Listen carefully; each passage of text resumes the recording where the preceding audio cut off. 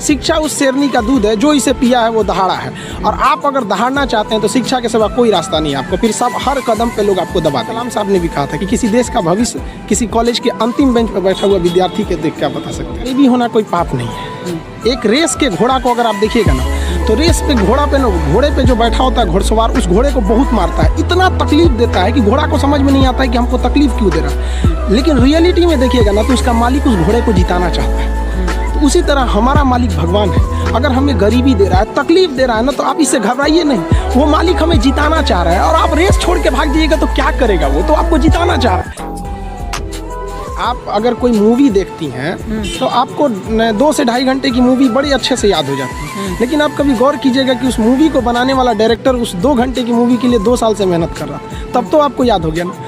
तो उसी तरह की स्टूडेंट जो होता है ना, उसके मेहनत को कम करने के लिए एक टीचर को मेहनत करना पड़ेगा, उसे प्रेजेंटेशन देना पड़ेगा, उसे अपनी भाषा में बताना पड़ेगा कि एक लड़का जो है वो भोजपुरी बेल्ट का है। भोजपुरी वालों को तो पहले ये लगता है कि हम बहुत पीछे हैं। अरे भाई, तुम नहीं पीछे हो, जितना एक CBSE ICSE बोर्ड का जानता है उतना ही तुम जानते हो। बल्कि ये जो गांव के लड़के ये ज़्यादा मेहनत करते हैं, 20-20 किलोमीटर साइकिल चला के आते हैं। किसी शहर के लड़के के लिए पॉसिबल नहीं है उतना, तो ये ज़्यादा मेहनत करते हैं। तो इनके लिए क्या होता है ना कि इनके पास सुविधाएं। स्टूडेंट्स की सफलता में 3 चीज़ का योगदान होता है। एक उनके गार्जियन का योगदान होता है, गार्जियन को भी हर पल उसको डर बना के रखना चाहिए कि भैया तुम पढ़ो इसको। दूसरा टीचर्स का होना चाहिए, टीचर्स उसके अंदर फ्रेंडली होने चाहिए, अच्छे से समझाना चाहिए, और खुद स्टूडेंट्स का। अगर ये तीनों का संयोग हो गया ना, तो दुनिया में ऐसा कोई चीज़ नहीं है जिसे जीता नहीं जा। जिस दिन हिंदुस्तान का लड़का इस एनर्जी के साथ स्कूल में जाएगा, जिस एनर्जी से वो सिनेमा घर में जाता है किसी मूवी को देखने के लिए, उस दिन ये देश बदल जाएगा। और ये पक्का बदलेगा, ये मेरा पूर्ण विश्वास है। थोड़ा वक्त लगेगा, लेकिन ऐसा नहीं है कि बदलेगा नहीं। पढ़ाई इतना दिलचस्प चीज़ होता है ना कि आपको 1 घंटे का क्लास कब खत्म हो जाएगा पता ही नहीं चलेगा, बशर्ते टीचर्स उस माहौल में देखा हो। देखिए, पढ़ाई की 2 चीज़ें होती हैं। एक टीचर जो होता है ना, वो तो पढ़ लिया, उसका लेवल बहुत ऊपर है, और जो स्टूडेंट है ना, वो तो अभी शुरुआत कर रहा है, तो उसका लेवल बहुत नीचे है। बड़ा अंतर होता है ना ये 2 चीज़ों में समन्वय बनाना। जैसे सुई में धागा डालना, दोनों को एक लाइनर होना जरूरी है, तो ही जाएगा। तो इसलिए क्या करना है कि टीचर्स को अपने लेवल को थोड़ा सा नीचे लाना। उसके लिए आसान है टीचर को कि भाई जो समझा रहा है बड़े लैंग्वेज में, उसको देहाती लैंग्वेज या नॉर्मल लैंग्वेज में समझाए, अपने लेवल को थोड़ा सा नीचे। और लड़के का भी ये कर्तव्य बनता है, माँ बाप का भी कर्तव्य बनता है कि उसको हमेशा प्रेरित करेंगे, थोड़ा सा तुम घर से थोड़ा सा मेहनत करके आओ इसमें कि सर आज क्या पढ़ाने वाले हैं। जैसे ये हो जाएगा फिर कोई समस्या नहीं आएगी। तो टीचर स्टूडेंट दोनों की ओर से होना चाहिए इस चीज़ को। लेकिन टीचर को समझना चाहिए कि आप पढ़े लिखे हैं, आपसे गलती ना हो, इसलिए आप लड़कों को उनकी कमजोरी तक में बताएं। यहाँ पर बहुत से लड़के होते हैं वो तो सवाल ही नहीं पूछ पाते हैं डर के मारे। ये नहीं होना चाहिए, क्योंकि वो टीचर को टीचर समझ रहा है। लेकिन अगर टीचर को जिस दिन वो दोस्त समझने लगेगा ना, वो सवाल पूछेगा। और अगर वो सवाल नहीं पूछ रहा है तो आप क्या कर रहे हैं? 130 करोड़ जनसंख्या में आप एक मानव संसाधन को खराब कर रहे हैं अपने विद्यालय में बैठा के। वो सवाल नहीं पूछा तो क्या करें? मेरे लाइफ का एक ही प्लान है कि भाई जो स्टूडेंट्स हैं ना, स्टूडेंट्स ये इस देश को बदल सकते हैं। आज़ादी से पहले अगर आप गौर कीजिएगा ना, तो देश को बदला था वकीलों ने मिलकर। आप चाहे वो महात्मा गांधी को उठाइए, जवाहरलाल नेहरू, मोतीलाल नेहरू, या भीमराव अम्बेडकर साहब, सरदार पटेल, या जितने भी हमारे स्वतंत्रता सेनानी रहे, तो ज़्यादातर लोगों ने वकील थे वो उस वक्त में। लेकिन अभी की जो दौर है वो युवाओं के हाथ में, स्टूडेंट्स के हाथ में। अब युवा अपने अधिकार के लिए आप दबिए नहीं, आप दबेंगे तो दबाएंगे। और आप पढ़े लिखे होकर दब जाएंगे तो फिर एक अनपढ़ को तो कुचल दिया जाएगा, उसको दबाया ही नहीं जाएगा। तो अब स्टूडेंट्स जाग गया है, अब स्टूडेंट्स को कोई नहीं रोक सकता। आगे वाले देश का भविष्य वही है। और हमारे कलाम साहब ने भी कहा था कि किसी देश का भविष्य किसी कॉलेज के अंतिम बेंच पर बैठा हुआ विद्यार्थी के देख कर। स्टूडेंट सरकारी स्कूल में पढ़ने जाता है तो आपको क्या लगता है उसको कितना नॉलेज मिलेगा? वो 1 घंटा बैठेगा तो 1 घंटा में कितना नॉलेज गेन कर पाएगा? तो वहाँ एक कॉलेज के मैनेजमेंट की भी गलती है, और स्टूडेंट्स में भी है कि भाई देखिए, आप कॉलेज नहीं जाइएगा तो फिर स्कूल और कॉलेज जो होता है ना, माँ का दूध होता है, और ये सबके लिए ज़रूरी होता है। ये ज़रूरी है, वहाँ उनको भी समझना पड़ेगा। और गार्जियन के भी अंदर भी एक नैतिकता आनी चाहिए। और स्टूडेंट की जो सबसे बड़ी खराबी क्या है ना, उनके अंदर इच्छा है कि हमें कुछ करना है, उनके अंदर शौक़ है कि हमें नौकरी पाना है, पढ़ाई करना है, लेकिन उनके अंदर डर नहीं है। और ये डर बहुत ज़रूरी चीज़ होता है। किसी भी रिलेशन को बनाने के लिए ना, डर, ज़रूरत और इंसानियत ये बना रहना ज़रूरी है। तो टीचर के अंदर इंसानियत होना चाहिए कि भैया हमें लड़कों को पढ़ाना है। लड़के के अंदर ज़रूरत है कि अगर हम पढ़े लिखेंगे नहीं, आगे नहीं जाएंगे तो हम कोई अच्छा काम नहीं कर पाएंगे।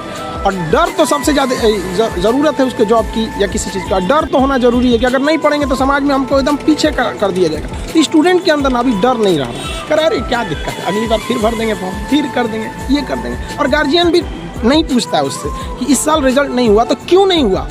लड़का एग्ज़ाम देने जाता है ना, तो उसको पता चल जाता है एग्जामिनेशन हॉल में कि मेरा रिजल्ट होगा या नहीं होगा, और ये रियलिटी है। अगर आप वेट कर रहे हैं ना तो समझिए कि आपकी संभावना कम है रिजल्ट होने की, क्योंकि जिनका रिजल्ट होता है वो एग्जामिनेशन हॉल में जब जाता है, और जब लड़का फेल होता है ना तो एक बहाना खोजने लगता है, ये प्रॉब्लम था, तबीयत ठीक नहीं थी, ऐसा हो गया, जबकि ऐसा चीज़ नहीं है। आप शुरुआत से ही गलती करते आ रहे हैं। ये लड़कों की भी भावना है, उनको भी अपने चेंज करना चाहिए इस सोच को। ये भी होना कोई पाप नहीं है।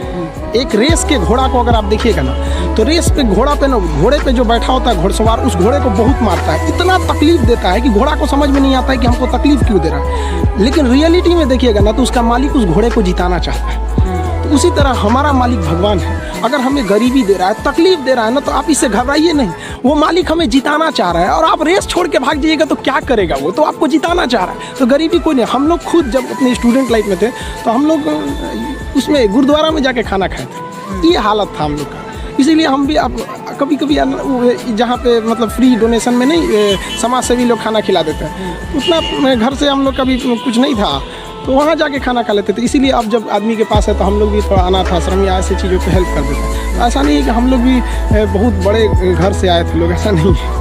तो गरीबी कोई बाधा नहीं उत्पन्न करती है, लेकिन अगर आपके दिमाग में बैठ जाएगा हम गरीब हैं, कुछ नहीं कर सकते, ये सब, अगर एक डॉक्टर ये सोचने लगे ना कि हम डॉक्टर हैं तो फिर मरीज का अच्छा से इलाज नहीं कर पाए। अगर डॉक्टर ये सोचे ना कि हम भी मरीज हैं और ये सोच के वो इंजेक्शन लगाए कि हम अपने को लगा रहे हैं, तो फिर उस मरीज को बड़ा कम दर्द होगा। तो टीचर जब ये सोच के पढ़ाने लगेगा ना कि हम टीचर हैं, तो फिर स्टूडेंट को समझने में दिक्कत आ जाएगी। तो टीचर को ये सोचना चाहिए ना कि हम भी आ जाए एक स्टूडेंट की तरह ही, और एकदम मिनिमम भाषा, मतलब एकदम नॉर्मल भाषा में उसे समझ। जहाँ तक बात कहें ना कि CBSE बोर्ड या जो बड़े लोग होते हैं उनके बच्चे अच्छे हैं, तो देखिए एक बात बताते हैं, हथियार कितना भी खतरनाक और बड़ा क्यों ना हो जाए, चलाने वाला खतरनाक होना चाहिए।